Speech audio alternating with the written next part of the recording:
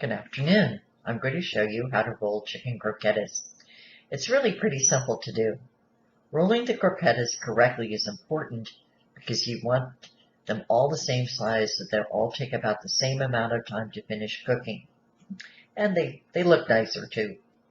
I always use a small ice cream scoop for this. Take a bit of the mixture with the ice cream scoop and put it in your hand. Like that, okay? Then roll it into a flat kind of cigar shape and pat the ends to make the croquettes.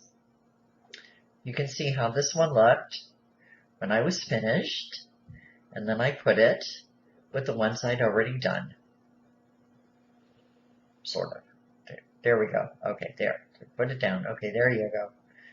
Okay, now one more time so you can see how it's done. And scoop. Okay, oops, not enough. Okay, put some more on there.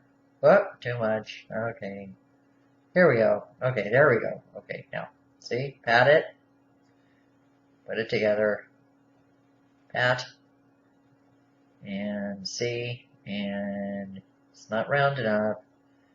Okay, I'm going to round it out. There we go, round it out.